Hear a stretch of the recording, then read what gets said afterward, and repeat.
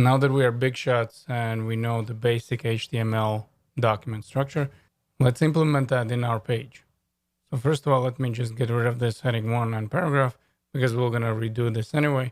And let's start with our doc type.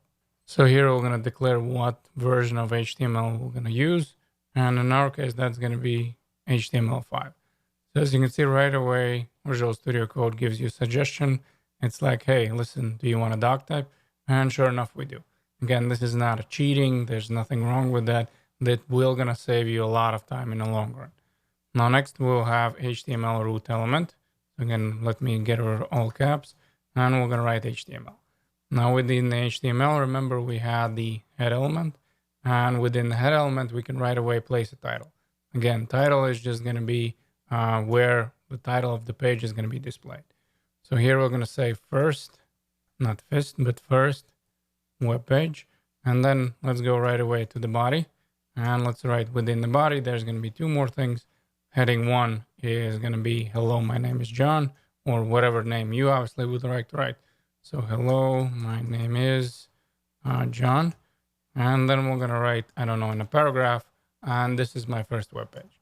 This is my first web page. Now, once I'm going to save it, nothing is going to change right now because we still would need to restart the server. Because now we do have the proper actual page structure or document structure. So let me do this. Let me just go over to the port and click on disposing it. So now you can see it's going to say that the server is going to be online. Okay, fair enough. And then let's go live. So the moment I'm going to go live, notice this is going to be my page with the title here at the very top. So I can close this tab. And now let's test it out whether live server is working properly, where we can type something. And the moment we're going to save it, the changes are going to be displayed live in a live server or in dev server. Sorry. So let's say, and this is my first page, and it is very good.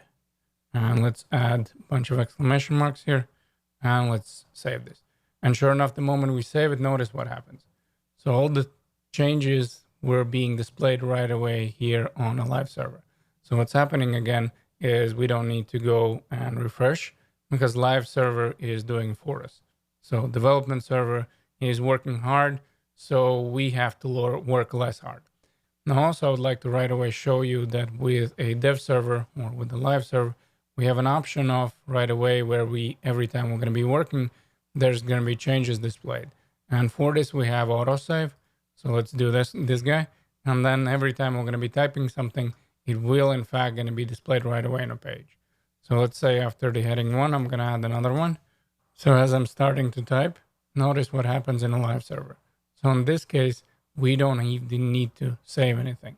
The moment we're going to be typing something or adding something, the changes are going to be displayed live. However, I do find it a little bit annoying, especially when you start working with things like JavaScript. So I usually have mine one off.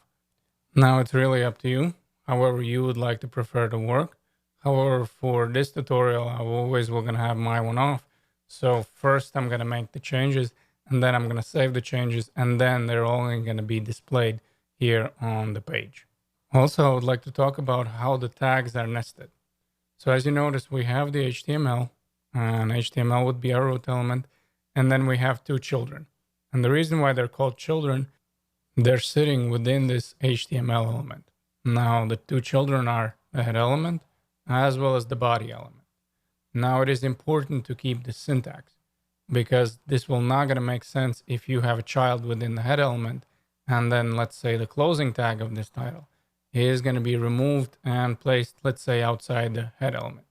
You always need to follow the structure where if you have the element and if you nest something within this element or sandwich it or whatever, however you'd like to call it, it's important that the closing tag also is going to be sitting within the same element. Now, the same would work here in the body. If, let's say, I would get rid of this closing tag for my heading one and place it inside the body or even outside HTML, it will not going to make sense. So this is something also you should remember about children and parent. So the parent is going to be the parent element where the child is sitting. And as you can see, the child can have multiple or one other child elements. So even though the head is the child of HTML, it can have the child on its own, meaning the title element in this case would be the child of the head. Now, I know it might sound foreign with children and parents, everything, but just remember that it is important to follow the syntax where if you're placing something within the element, make sure that that element's closing tag and opening tag are actually sitting within this element.